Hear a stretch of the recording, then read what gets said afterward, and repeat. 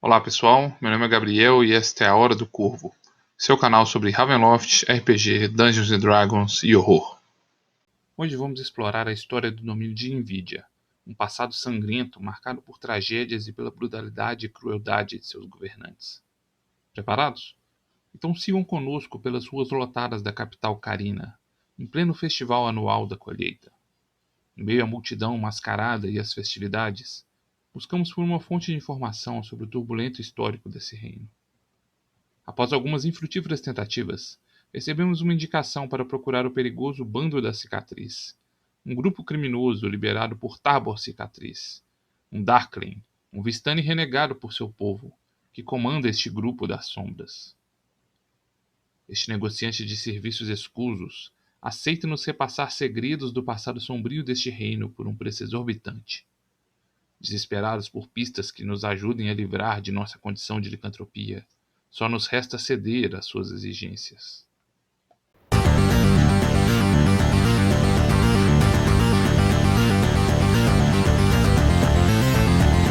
Hour of Raven.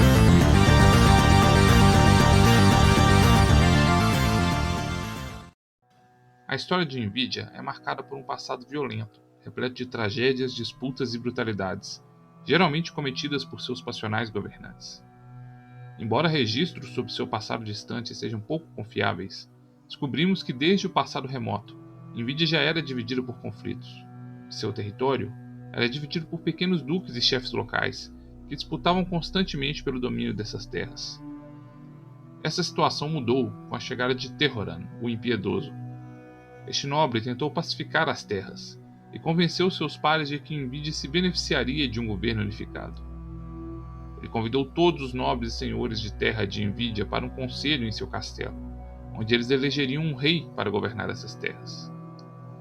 Confiando na honra e proteção oferecida por Tehoran, a maior parte dos nobres locais seguiu para este encontro. Contudo, Tehoran se mostrou desonrado, impiedoso e cruel, e ordenou seus homens a assassinar todos os seus convidados e guardas durante as festividades, e, em um único golpe, se tornou o mais poderoso senhor da guerra de Envidia. Nos anos que seguiram, Tehoran continuou a guerrear e caçar os nobres remanescentes, até finalmente conseguir a soberania total sobre o reino.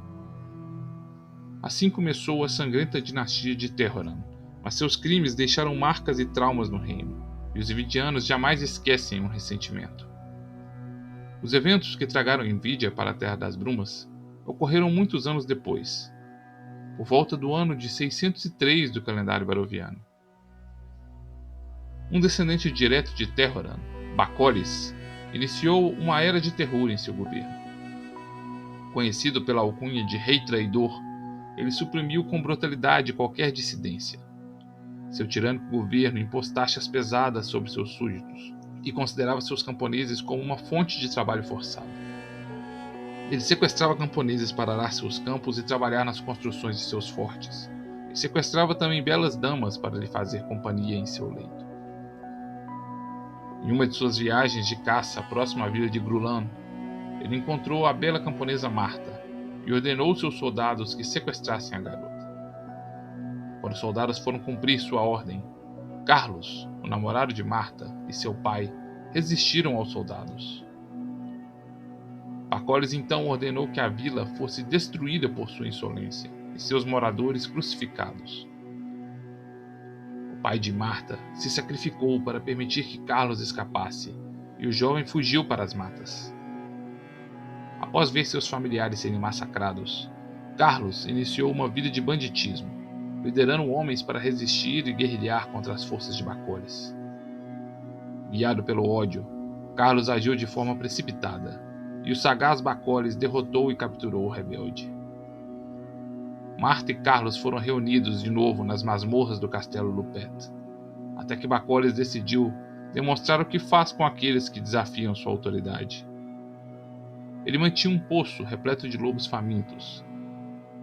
Diante dos olhos aterrorizados de Marta, Carlos foi amarrado em correntes e lentamente descido até o poço, onde foi dilacerado aos poucos pelos lobos. Bacolis então disse que era hora de Marta se juntar a seu amante, e a arrastou até o poço. Como seu último ato, Marta amaldiçoou Bacoles por sua crueldade. Como um traidor nasceu, como uma besta viveu, e como um monstro matou.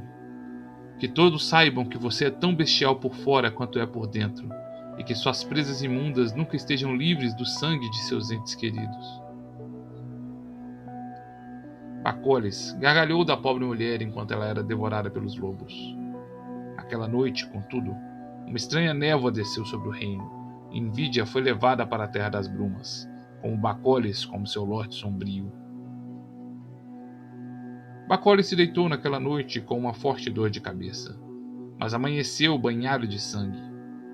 Todos os seus conselheiros, soldados e até mesmo sua esposa e seus filhos haviam sido dilacerados por uma besta voraz. Suas mãos e boca estavam repletos de sangue seco, e ele percebeu com horror que a maldição de Marta o transformara em um horrível lobisomem. O reinado de Bacoles após sua maldição se tornou ainda mais cruel, e agora camponeses e inimigos eram levados em grandes números para saciar sua fome voraz. Invídia estava cercada por novos reinos vizinhos, e apesar da natureza bestial de Bacoles, ele manteve relações comerciais com o reino de Gundarak e posteriormente com o reino de Arcandel. Logo, a natureza de seu governante se tornou evidente para os vindianos, e rumores circulavam sobre o fato de ele ser um lobisomem, ainda que ninguém tivesse coragem para desafiá-lo abertamente. Bacoles parecia não envelhecer naturalmente. Governou de forma tirânica e incontestável por 125 anos. Contudo, seu reinado chegaria a um fim de forma abrupta, quando ele cruzou seu caminho com a bela e jovem Gabriele Adere. Gabriele era uma meia Vistani, de apenas 19 anos, quando cruzou as fronteiras de Arcandel e adentrou o reino de Invídia. A jovem foi capturada pelos soldados de Bacoles e levada até seu tirânico governante para saciar sua lascívia e sua fome. Bacoles não viu na bela e frágil jovem uma ameaça, e ficou sozinha com ela em seus aposentos. Contudo, Gabriele carregava grande poder e um passado sombrio, e sabia que estava diante de um temível lobisomem. Ela usou seus dons sobrenaturais e, com o poder de seu mal olhado, paralisou Bacoles. Retirando uma adaga prateada que escondera em suas vestes, ela abriu a garganta do tirano. Abandonando Bacoles para morrer engasgado em uma poça de seu próprio sangue. Dizem que na hora de sua morte, todos os lobos de Invídia uivaram de forma aterrorizante, e que sua alma ainda vaga por Invídia, sendo perseguida pelos fantasmas de todos aqueles que ele matou. A morte de Bacoles lançou Invídia no caos. O tirano era pouco amado, e logo todos os símbolos do tirano governante foram destruídos, e seus fortes e propriedades queimados pelos rebeldes. A bela Gabriele Adere foi considerada uma heroína pelos rebeldes e oprimidos, e aclamada como rainha de Invídia. Gabriele se mostrou uma governante caprichosa, mesquinha e igualmente tirana. Ela dava pouca ou nenhuma atenção para o governo do reino de Invídia, e logo se perdeu em excessos, gastando recursos em frivolidades e festas exuberantes, e se envolvendo em complexos jogos de manipulação e intriga, enquanto mantinha inúmeros amantes. Em uma década do governo de Gabriele, o reino havia mergulhado no caos e na anarquia. Bandidos, milícias e pequenos nobres começaram a tomar o controle de algumas vilas e regiões, e Invídia foi mergulhada em conflitos e violência. Por volta do ano de 730 do calendário baroviano, chegou a Invídia um enclave comercial falcovniano, uma das muitas tentativas da Falcóvnia de expandir sua área de influência e estabelecer espiões e forças militares em reinos vizinhos. Esta colônia de comerciantes da Falcóvnia se estabeleceu com sucesso na capital do reino, e logo soldados falcovnianos começaram a se estabelecer e até mesmo controlar como milicianos alguns distritos da cidade. O governo de Gabriele foi marcado por intrigas palacianas. Desde essa época, os Vistani já tinham dificuldades em atravessar o reino de Invídia. Gabriele nutria um grande ressentimento contra os Vistani, que haviam banido sua mãe de seu convívio, e assim condenando sua mãe e ela a uma vida de miséria. embora ela proferisse julgamentos injustos contra os Vistani e incentivasse rumores que disseminavam o ódio da população contra esse povo, nada se compararia ao que estava por vir com a chegada de Malok o Adere. Antes disso, no ano de 736 do calendário baroviano, Duque Gundar, o Lorde Sombrio e governante do reino de Gundarak, foi assassinado, traído por seus próprios aliados. Pouco após, Abarov iniciou uma invasão militar ao reino de Gundarak, conquistando parte de seu território após inúmeros conflitos. Em uma das poucas vezes em que Gabriele assumiu uma postura ativa em seu governo, ela enxergou uma possibilidade de expandir as fronteiras de sua prisão de Brumas e conseguiu unir as forças emidianas, muitas vezes conflitantes, para uma causa comum, a conquista de um reino esfacelado e indefeso. O ataque oportunista de Envidia, enquanto as forças de Gundarak batalhavam contra Barov no norte, pegou os Gundarakitas de surpresa, e boa parte do território foi conquistado pelos emidianos sem grande resistência. O reino de Envidia conseguiu conquistar o imponente castelo Nadora, outrora o lar de Duque Gundar, mas as grandes cidades do reino de Gundarak terminaram sob o domínio da Baróvia. A conquista de Gundarak levou a Envidia mais uma força de conflito, eis que o grupo étnico dos Gundarakitas agora é parte de seu reino, e nacionalistas e rebeldes Gundarakitas se escondem nas novas fronteiras traçadas entre Barov e Envidia, clamando pelo retorno de sua nação. No ano de 746 do calendário baroviano, estranhos eventos mudariam a história de Envidia. Um sombrio visitante chegou ao castelo do Pet, um belo homem de profundos olhos negros, e Gabriele Adere foi imediatamente envolvida por seu magnetismo. Este misterioso estranho é conhecido apenas pela alcunha de Cavaleiro Gentil, e sua natureza e identidade está envolta em mistério.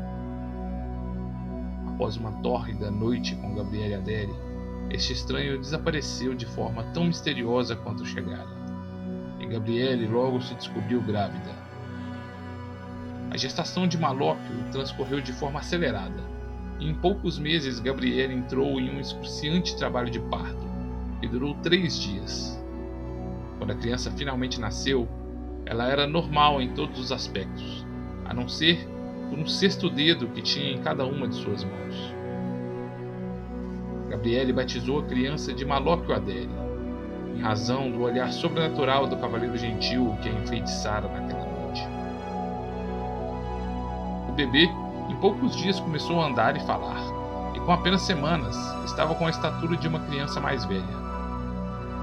Era óbvio que a criança tinha algum tipo de herança sobrenatural, e rumores dizem que Gabriele leu sua sorte com o baralho Taroca, desvendando que ele seria um Dukar, um messias sombrio que estava profetizado para destruir todos os Vistani. Rumores sinistros circulavam este estranho garoto que crescia de forma normal, e muitos diziam que ao seu redor ocorriam estranhos acidentes, e ele parecia ter o controle sobre as bestas das matas. Como sempre fizera com todos os homens que a cercavam, Gabriele tentou manter Malóquio sob sua influência, mas o jovem se mostrou imune aos poderes e caprichos de sua mãe. No ano de 747 do calendário baroviano, apenas 1 ano após seu nascimento, Malóquio já atingira a estatura e a mente de um adulto, e orquestrou um golpe para retirar sua mãe do poder. Durante os eventos do Festival da Colheita de Carina, Malóquio depôs sua mãe, assumindo o controle sobre o domínio de Envidia. Durante o festival, inúmeros rumores apontam para a presença da tribo dos Vistani chamado de Zarovan e da misteriosa Madame Eva nos arredores da capital. Alguns acreditam que eles teriam conspirado com um bando de aventureiros para realizar um ritual que aprisionaria Malóquio às fronteiras de Envidia. Independente da verdade sobre estes rumores, o fato é que Gabriele foi deposta por Malóquio como governante e abandonada para morrer, enlouquecida e ferida nas florestas do pavor. Sua vida apenas foi poupada pela intervenção de Maton Blanchard, um de seus antigos amantes, um nobre vindo de Cartacas. Enquanto Malóquio consolidava seu poder sobre Envidia, Maton e Gabriele seguiram rumo ao norte e ocuparam o castelo Unadora. Gabriele usou seus dons e encantos para conquistar o apoio dos rebeldes Gundarakitas, e agora eles dominam a parte norte do reino de Envidia. Malóquio, por outro lado, começou a consolidar seu poderio militar sobre o domínio. A maior parte do tesouro de Envidia foi utilizado para contratar mercenários e treinar forças militares. Malóquio forjou uma aliança com o belicoso reino da Falcóvnia, e inúmeros mercenários daquele reino têm chegado a Envidia, ajudando a treinar as forças de Envidia e reforçar seus números. O tirânico governo de Malóquio também expandiu a perseguição contra os Vistani. Ao invés da mera perseguição realizada por Adele, Malóquio iniciou uma campanha de extermínio aos Vistani, realizando massacres e genocídios. Recentemente, Malóquio se envolveu com uma conspiração com Azrael Dak, em Cíticos, para tentar destronar Lord Soth. O antigo senescal do Lord Soth traiu seu mestre e conspirou com Malóquio para que este criasse pequenos ataques e distrações nas fronteiras de Envidia e Cíticos.